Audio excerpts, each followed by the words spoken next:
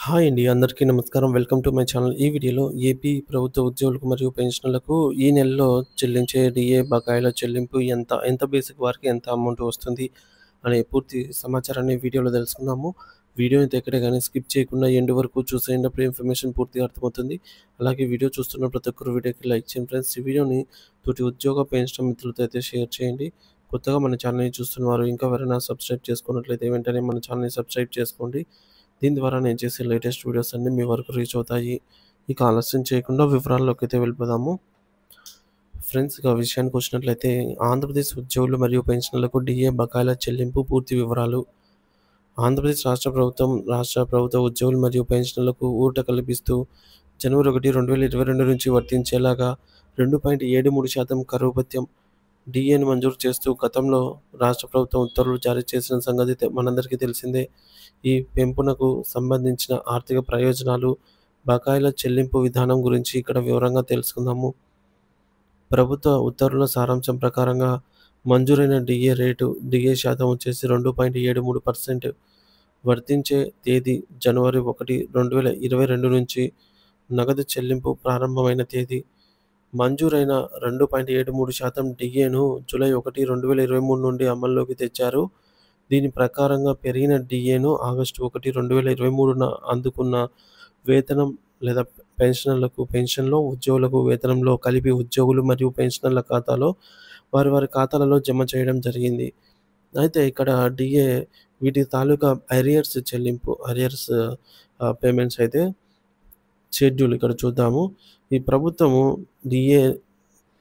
డీఏను జనవరి 2022 నుంచి మంజూరు చేసినందున ఈ యొక్క మంజూరు చేసినటువంటి నెల నుంచి అంటే జనవరి 2022 నుంచి జూన్ 2023 వరకు అంటే సుమారుగా మొత్తం 18 నెలల కాలానికి సంబంధించిన బకాయిలను ఈ అరియర్స్‌ను చెల్లించాల్సి ఉందన్నమాట.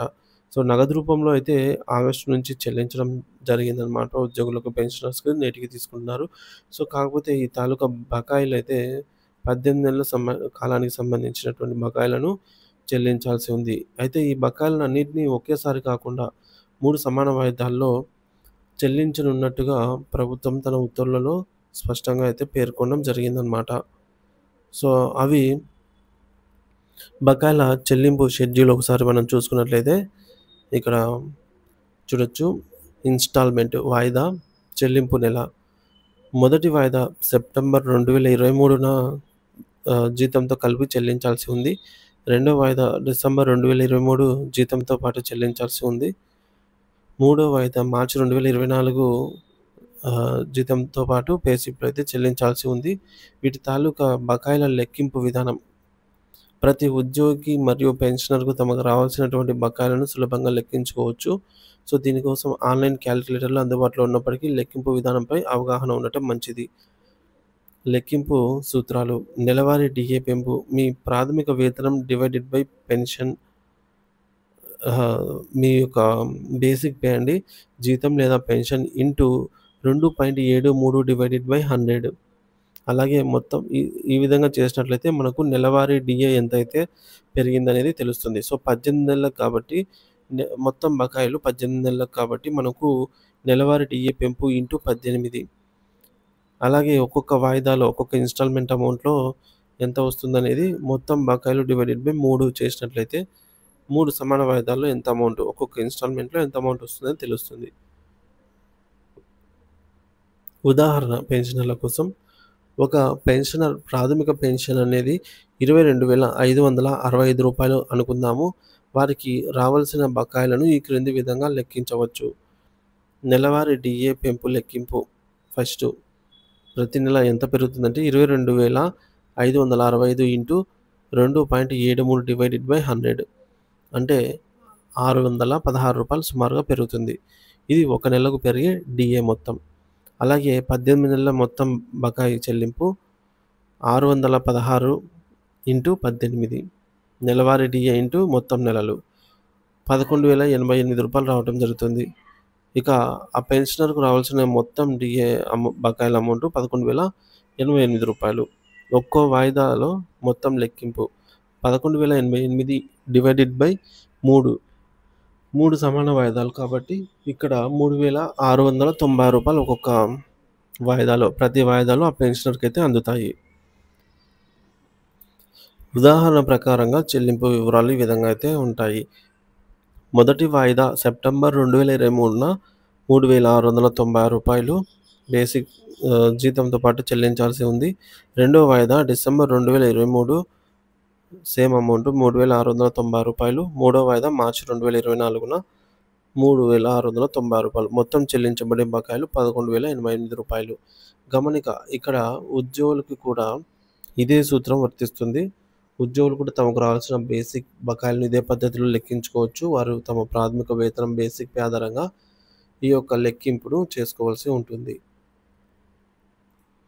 ఈ విధంగా ప్రతి ఉద్యోగి మరియు పెన్షనర్ తమకు ప్రాథమిక వేతనం లేదా పెన్షన్ ఆధారంగా తమకు రాబోయే డీఏ బకాయిల మొత్తాన్ని సులభంగా అంచనా వేసుకోవచ్చు.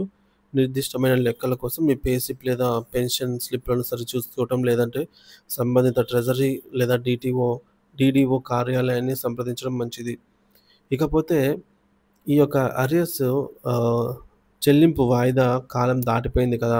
సో, సెప్టెంబర్ 2023 అంటే మనకు దాదాపుగా ఎప్పుడో అయిపోయింది. ఇప్పుడు మనకు జూలై 2025 కాబట్టి ఈ అరియర్స్ అమౌంట్ ఏదైతే ఉందో ప్రభుత్వము చాలా కాలం వరకు పెండింగ్ పెట్టింది. కానీ రీసెంట్‌గా ఈ అరియర్స్‌కి సంబంధించినటువంటి అమౌంట్ విడుదల చేయాలనైతే ప్రభుత్వం భావిస్తున్న నేపథ్యంలో దీని తాలూకా అమౌంటు మనకు ఎప్పుడైనా సరే ఈ నెలలో గానీ, రేపు నెలలో గానీ జమ అయ్యే అవకాశాలైతే ఉన్నాయన్నమాట. సో, జమ అయినట్లయితే వారి వారి బేసిక్‌ని బట్టి ఈ యొక్క బేసిక్ పే ఇక్కడ మనము ఎంతైతే అమౌంట్ బేసిక్ ఉందో అది ఎంటర్ చేస్తే మిగతాదంతా మనకు ఏ నెలకి ఎంత వస్తుందనేది ఈ పద్ధతిలో అయితే చేసుకోవచ్చనమాట.